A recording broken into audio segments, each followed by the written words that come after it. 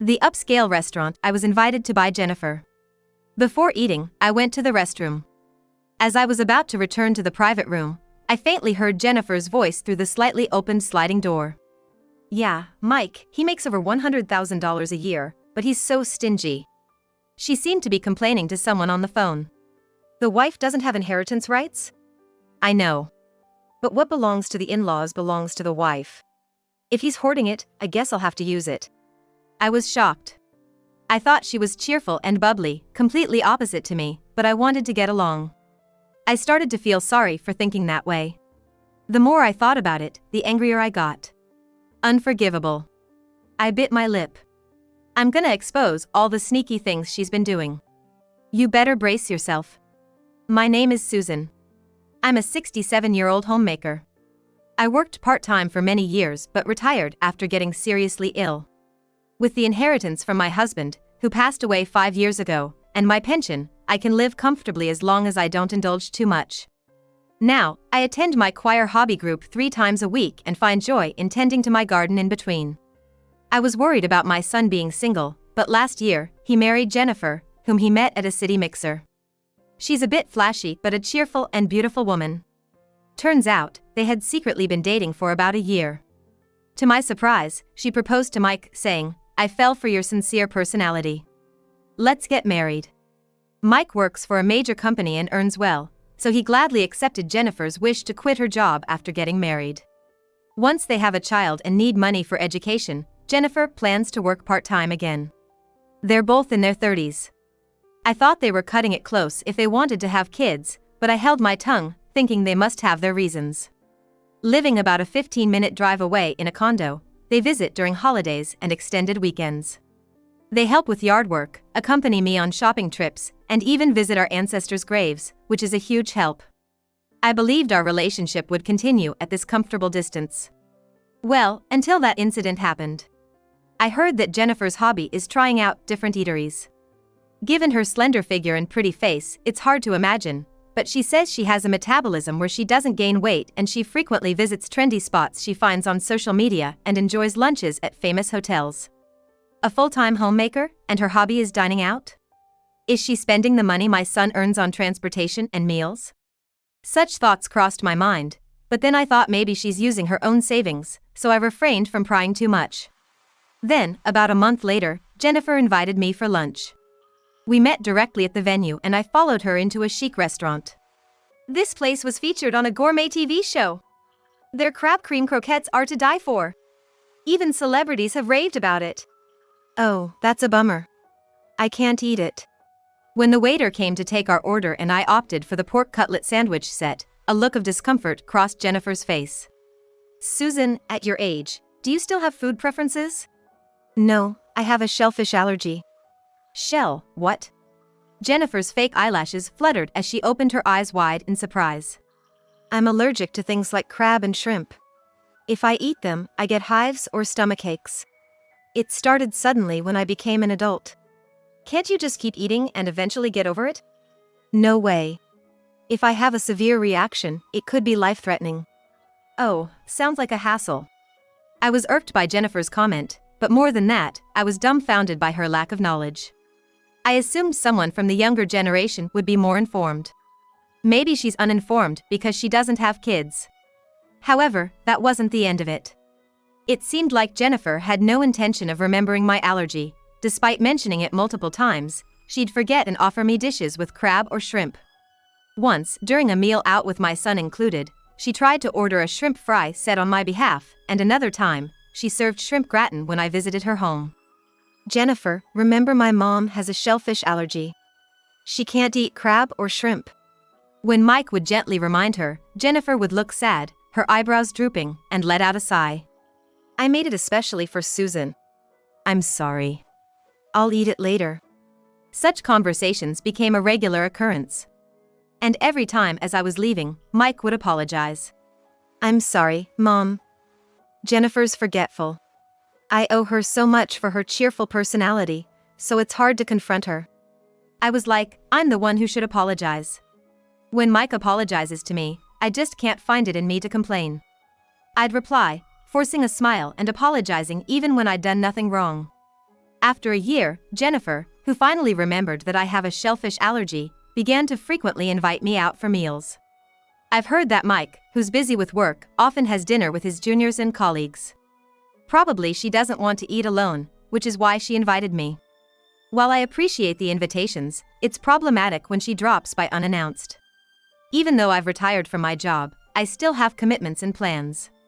Especially on my choir practice days, I have to send Jennifer away. Mondays, Wednesdays, and Fridays, and when there's a tournament or a music performance coming up, there's practice on weekends and holidays too. So, I really wish she'd called before coming. I've told her countless times, but Jennifer always pops in unexpectedly. The other day, she confronted me loudly at the front door. "Who's more important to you, me or your choir?" Obviously, the choir. I almost blurted out that, but I held back and ambiguously smiled, saying, "I'm sorry," and started my car. Of course, when I'm free, I try to accommodate her as much as possible.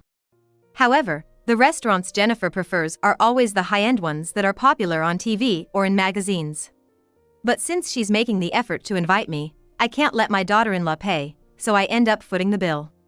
And every time when the bill comes, Jennifer shows the mobile phone hanging around her neck to the cashier. Please add the points. Yes.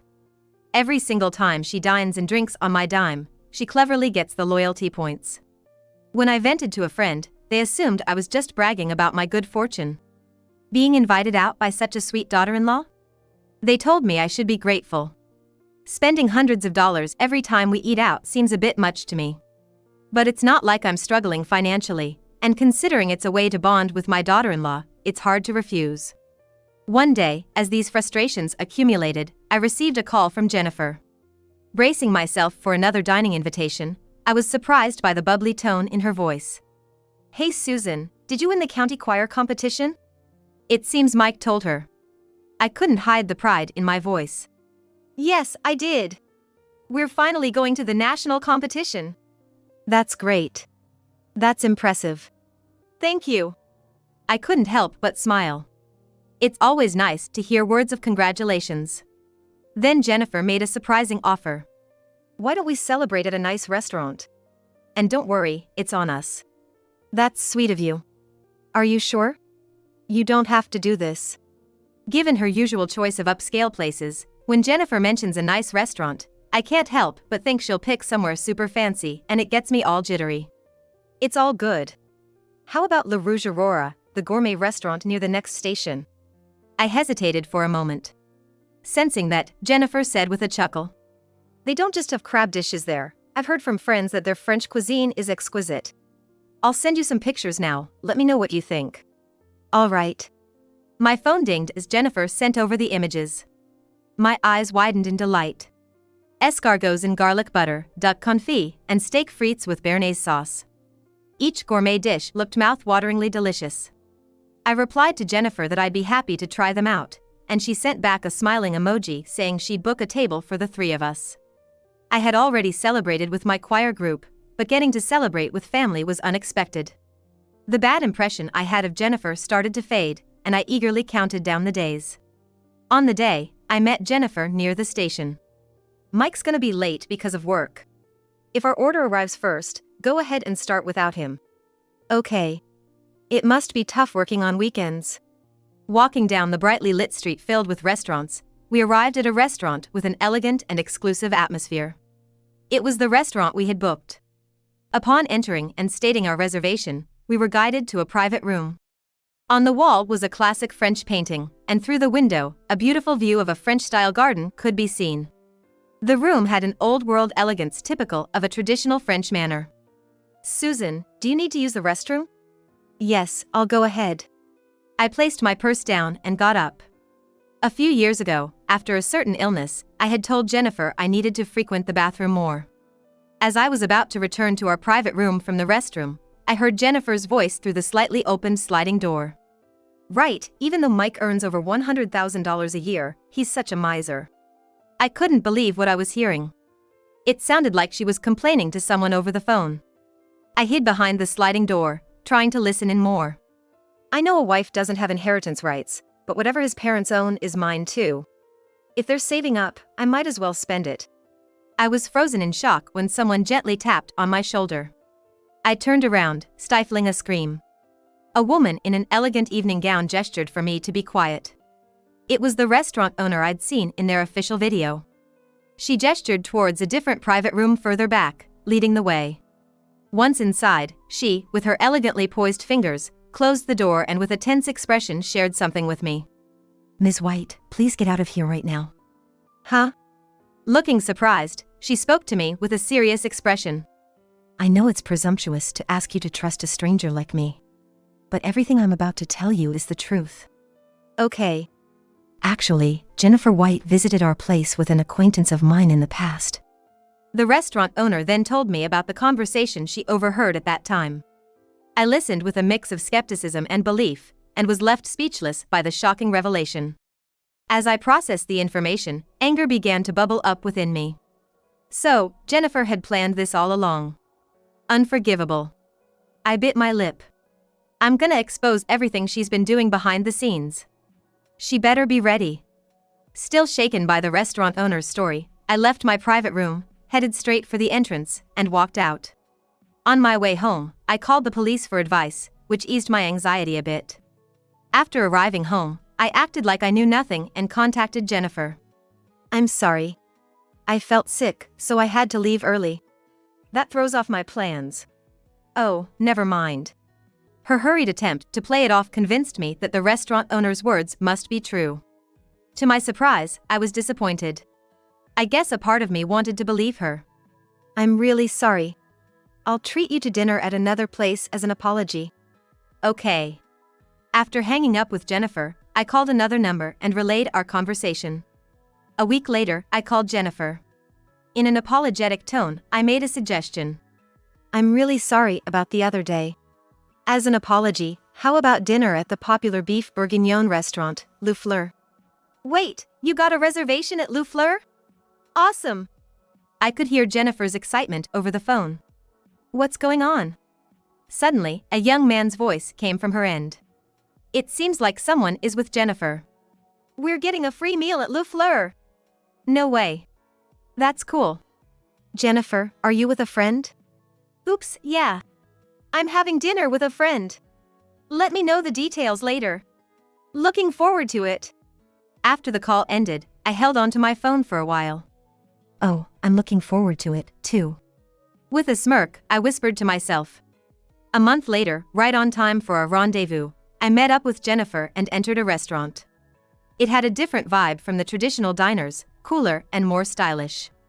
Upon being guided to a private room, Jennifer looked puzzled. A table for 4? Are 2 more people coming? I replied with a bright smile. Yes, I invited a couple of friends. One of them you're quite familiar with. Oh, I need to use the restroom. Be right back. Just like the last time, I left my purse in the room and stepped out briefly. Jennifer seemed concerned about the other patrons at first, but as soon as the lavish meal was served, she seemed completely captivated by it. Her eyes lit up, and she licked her lips in anticipation. This is my first time eating this. The crispy coating and the fatty part are exquisite. It's completely different from the pork cutlets in ordinary restaurants. The vegetable cream soup with the herbs is delicious too. After such a conversation, just as we were about to dig into the main course, beef bourguignon, there was a soft knock and the wooden door opened. As Jennifer was poking the vibrant ruby red beef with her fork, she reflexively looked towards the door and exclaimed in surprise. Bob? Why are you here? You invited me here, didn't you? Promised me some premium beef bourguignon. I didn't call you. Who's that woman with you? Standing next to the young man was the restaurant owner from the restaurant I had visited a few days ago. I didn't invite her. Come on, Sarah, explain. The restaurant owner stepped forward in front of an anxious Bob and gracefully bowed her head. Nice to meet you, Jennifer. I'm Sarah, Bob's ex-girlfriend. Thank you for visiting our restaurant twice. Oh, I see. You're the restaurant owner from that place we went to the other day. Yes, I invited Bob. Oh, and what does an ex want? Jennifer, seemingly eager to get back to her meal, narrowed her eyes suspiciously at Sarah. Just thought I should let you know, the conversation you had at our restaurant the other day was clearly audible outside. Both Jennifer and Bob went pale instantly. You were still there? And you're the restaurant owner now? Eavesdropping on your guests? That's not professional at all. I was just going to close the slightly ajar door when I overheard some dangerous talk. You're as careless as ever. In front of the flustered pair, Sarah took out her cell phone and played a recording. Jennifer and Bob's conversation played through the static. When I snooped around Susan's place, I found a notebook with her pin. Since I peeked, I got it all figured out. Heh, careless. She'd never suspect her family would snoop. Couldn't find the bank card, but with online banking, as long as I have the PIN, I can transfer it all to my account. Jennifer and Bob looked down, growing increasingly nervous. When Susan goes to the restroom, I'll grab her credit card. Then, I'll drug her drink, order a ton more food, and just leave. She won't be able to pay, and might even get arrested. It'll be hilarious. The content was so despicable that I felt like I was going to pass out. Did I really bring someone like her into my family? I have to get all of my father-in-law's inheritance. I'll max up the credit card by buying stuff too. They're rich, but they live so frugally. They must have a stash hidden somewhere. Jennifer and Bob stood still, looking anywhere but at each other. Sarah spoke sharply. Allergic-prone Jane is always cautious about her food, making sure there's no crab or shrimp in it. So you thought she wouldn't notice if her drink tasted slightly off, didn't you? Realizing they had exploited someone's allergies, I felt a deep sense of emptiness. I was genuinely happy when Jennifer said she'd celebrate our team's national championship win. You actually recorded it, huh? Bob whispered softly next to Jennifer, who was confronting Sarah. You can't just record a customer's conversation. That's an invasion of privacy. It was to prevent fraud. I didn't want you guys scamming me out of money like you did with Bob. So, you've been doing this sort of thing before, haven't you? As I glared Jennifer and Bob, Jennifer twisted her body and replied in a sickly sweet voice. No, that's not it. Bob was being pestered by this woman, so I just tried to help him out. Plus, I didn't do anything to you, Susan. The conversation with Bob was just a joke. Oh really? Sorry about that. I stood up, intentionally stumbling over Jennifer's bag placed on the floor. Contents spilled out from the unzipped bag. Spotting my card amidst the scattered items, I quickly snatched it and held it up high. Now why is my card coming out of Jennifer's bag? That's strange. What's this crumpled note? Drug the old hag with a bunch of sleeping pills, make her sleep, raid the shop, and then withdraw the old man's inheritance from the ATM. This will make the White family's savings mine. That sounds like a crime plan. The note spread out on the table was scribbled in Jennifer's messy handwriting. Bob clutched his forehead, groaning. Idiot. Why were you carrying that around? I forget things easily. Forgot to throw it away. With all this evidence, I thought she'd finally give in, but instead, Jennifer pointed a finger at me, getting even more angry. It's mostly your fault. Me? Yes. Because you put such stingy thoughts into your son's head, I'm the one who's suffering. I was taken aback as Jennifer distorted her beautiful face and continued. Mike, even though he's a section manager at a major company and makes good money, he manages the finances himself. He only gives me an allowance of $1,000 a month. That's way too low.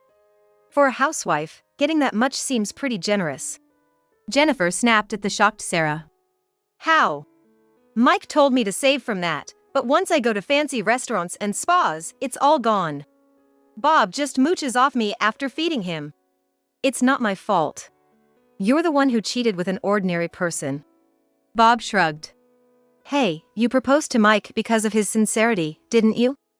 Jennifer twisted her lips into a smirk. Of course not. I was attracted to his money and future prospects. I thought if I married him, I'd get to eat fancy food without working, but after marrying, I was disappointed by how stingy he was. Bob, crossing his arms, nodded deeply. When I found the bank book at my in-laws, there were a lot of zeros. Yeah, right. Since it's there, we should spend it, right? We're family after all. What's wrong with taking family money? I felt drained.